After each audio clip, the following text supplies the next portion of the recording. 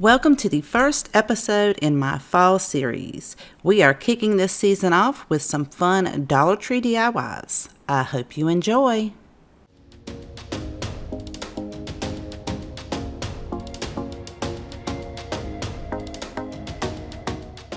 For the first project, I'm using a piece of burlap that I already had in my craft room. It was kind of shoved in a drawer, so it is really wrinkled up. I'm going to go over it with my iron to try to get this as flat as possible because we're going to be using one of these faux wood chargers. You can find these at Dollar Tree and also Dollar General and Family Dollar.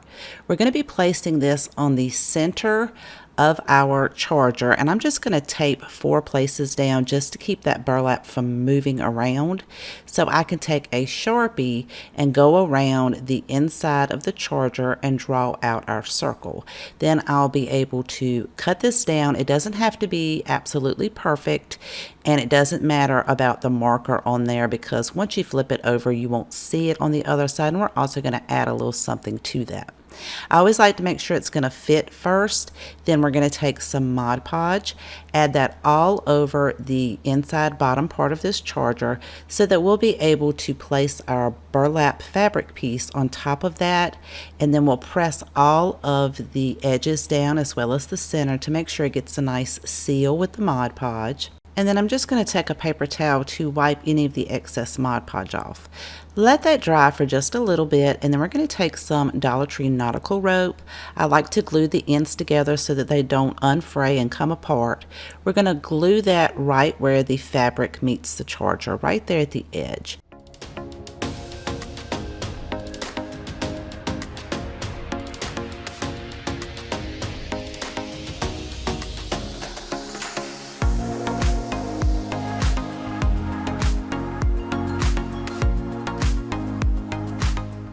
One option for the next step is to use one of Dollar Tree's metal words.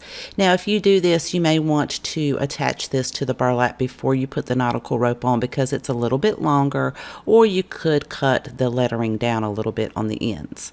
I'm going to be using this wood word, which is super thick. It comes from Hobby Lobby, and you can usually catch these when they're on sale. I'm going to leave it in that natural wood color and hot glue it directly to the burlap. And I also have this floral pick that came off of a previous project. I love the colors in it.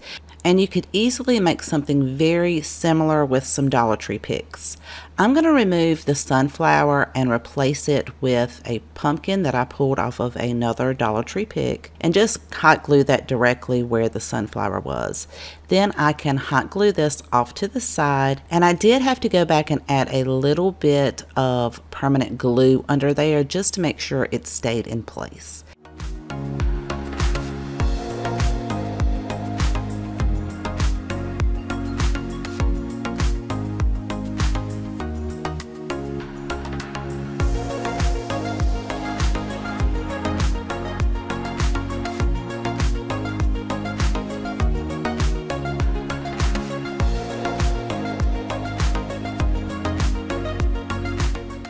Using one of Dollar Tree's wood fall signs, we're going to add a layer of Mod Podge just over the wood letters. Make sure to get all of the edges of each of the letters and then set that to the side and let it dry. I'm using a fall napkin that I found at Hobby Lobby. You'll want to remove the back layers depending on how many plies there are. You only need the top layer. I will be using 2 napkins for this since it's a pretty long sign.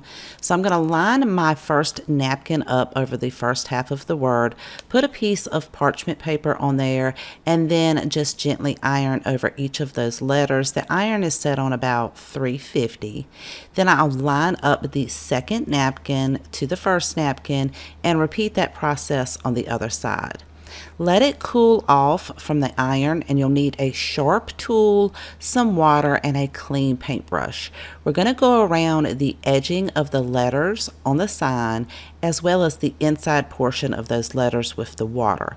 Now you can go ahead and add the water to the first napkin all the way to the end, but you may have to add a little bit more water as you're going. I did that just so that I would be able to see each of the letters. Then you'll take your sharp tool, and I'm just using a Cricut weeding tool. You'll gently go around the inside and the outside portion of each of these raised letters, and then remove any of that excess napkin. And sometimes you can just take your paintbrush and push those edges all the way up to the inside of the edge of the lettering. Just take your time and go around it. It doesn't matter if it has some little pieces on the outside. We're going to fix that later. You just want to remove as much of the napkin outside of the letters as you can. And occasionally you will have to add some more water to make it a little bit easier for the napkin to tear.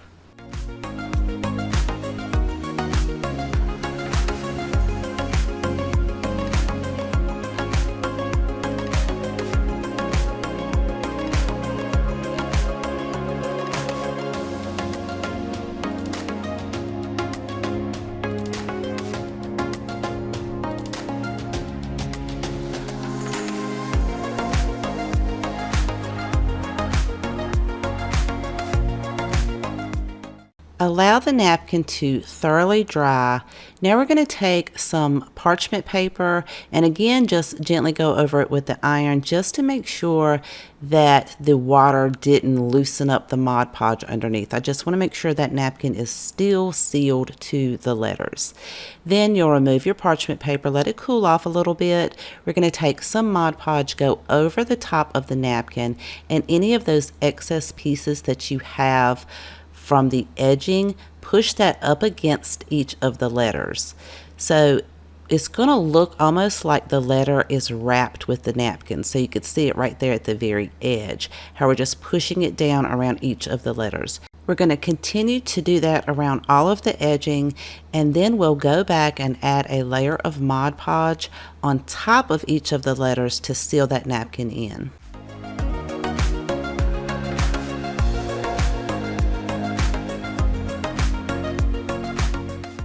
I decided I wanted to darken up the frame a bit, so I'm going to remove the hanger, but I'm going to save that because I can put it back on there.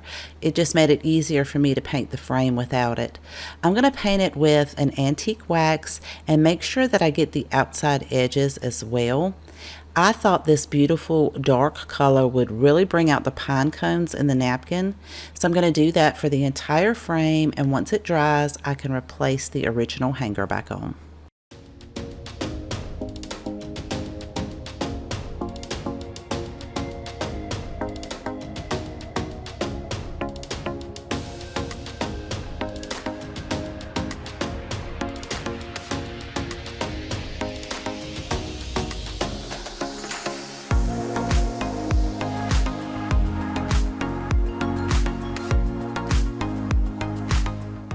For this project, we're using a small wood round. This one measures about 6.5 inches. You can find some small wood rounds at Dollar Tree, but you can also find them at Hobby Lobby. We're going to apply a layer of Mod Podge to the top, all the way to the edges, and then set it to the side and let it dry. We're using another gorgeous napkin from Hobby Lobby.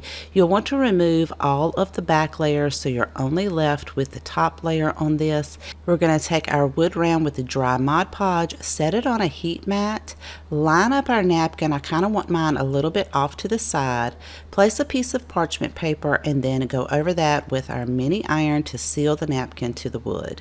Now, because it has 4 beautiful designs on it, I am going to trim mine down a little bit so I can save that extra napkin, and then go around it with my finger sander to get that nice clean finish. You'll want to go over the top of your napkin with another layer of Mod Podge just to seal that in and protect the surface.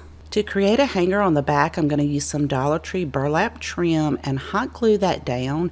Then I'll reinforce it with a piece of ribbon on top and do the exact same thing on the other side. To create a bow for this, I'll use a piece of twine as well as some of this burlap from Walmart. I'm going to cut a piece of that down, pinch it in the middle, take my twine and then wrap it around the center, double knot it in the back, cut the excess twine off. Then I decided to trim my bow down just a little bit to make it a little bit shorter. Now we can attach this to the sign using some hot glue.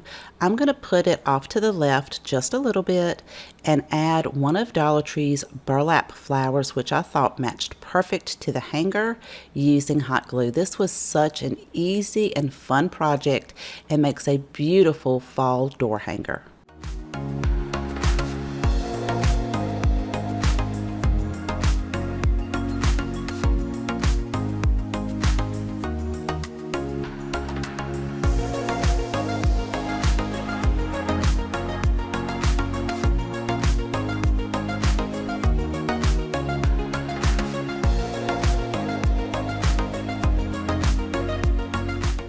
For this project, you could use one of Dollar Tree's small wired wreath forms that comes in a pack of 2 and some of their garland or picks to create a small wreath. In my craft room, I already have this candle ring, and I've had it for quite a few years now. It's just one of those floral rings that you would set a pillar candle down in the middle. So I'm going to use this as my miniature wreath, as well as one of these wood pallet signs, which you can find at Family Dollar. Dollar Tree also sells wood pallet signs in their plus section. I'm going to set that wreath right in the center, take a marker and make a mark at the top and bottom of the ring at the top as well as at the bottom part, so that I'll be able to drill 4 holes. This is what we're going to be using to secure our wreath to the pallet sign.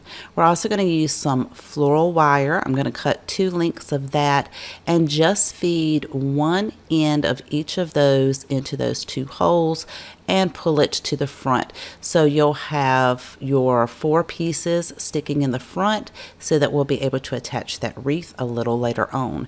Now before we do that, I do want to add this gorgeous wooden pumpkin that I found at Dollar General for $1, and I want to put that in the center of our wreath. It matches perfectly with this wood pallet, and to attach that I'm going to take 2 more pieces of floral wire, create a seat at the bottom when I fold it up, and hot glue these on the edges on the back side of this pumpkin and hold them there until the hot glue cools so that the wire is standing straight up. So once it cools, it's going to look something like this, and we're going to use that to attach to the wreath form on each of the sides.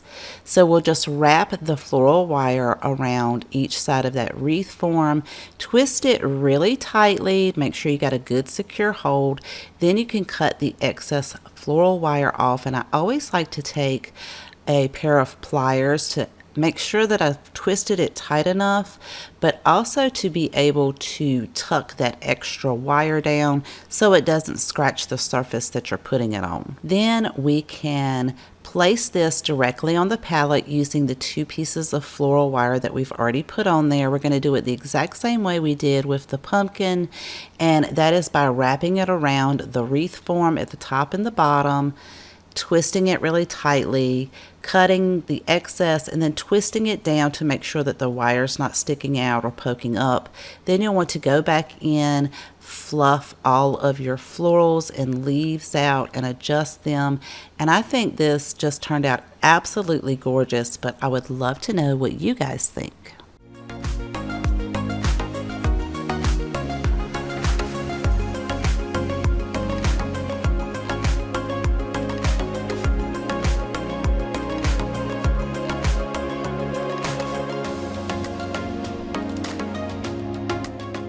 I hope you enjoyed today's projects and found tons of inspiration. And if you have a favorite, let me know in the comment section down below. I always love to know which one is your favorite. I am looking forward to so many new fall DIYs this series, so please make sure to check out the fall playlist in my description box below. And if you haven't subscribed already, I would love for you to click that subscribe button. Thank you so much for spending time with me today. Please take care, and I'll see you guys next time.